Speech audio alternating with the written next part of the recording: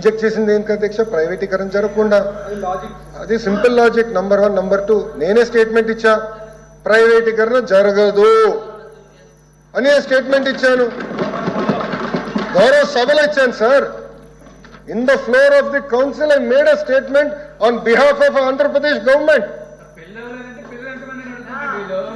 ఎట్లా సార్ ఇది? ఇప్పుడు నేను అడగదలుచుకున్నా, మీరు ఈ రెజల్యూషన్ కి మీరు ఒప్పుకుంటున్నారా లేదా? మీరు చెప్పండి.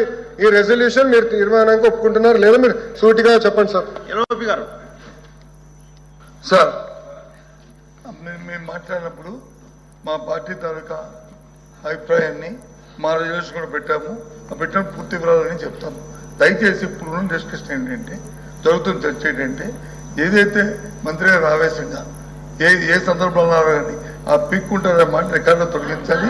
ఆయన గారు చెడ్డపేరు ఆయన జీవితంలో మచ్చ రైతు ఓన్లాగా చెప్తే ఆయన తాలూకు అమలతను నిలబడతారు. లేకపోతే ఆయన జీవితంలో మచ్చ ప్రజలు తెలుస్తారు. రేపు మాకు అభ్యంతరం లేదు. కానీ ఇలాంటి పరుష పదాలు మహిళా సభ్యుల మీద అలాంటి పరుష పదాలని వాడటం అనేది సమంజసం కాదు. అది సభా సంప్రదాయం కాదు. చెప్పండి మంత్రి గారు. బొత్స గారు, మీరు మంత్రిగా ఉన్నప్పుడు శాసనసభ సాక్షిగా మా అమ్మను అవమానించినప్పుడు మీరు ఏం చేశారు సార్? మా తల్లిని అవమానించినప్పుడు ఏం చేశారు అంటున్నా? మీరు మారుతారా? మహిళల గురించి మీరు మారుతారా? నేను కళ్యాణి గారు అన్నాను.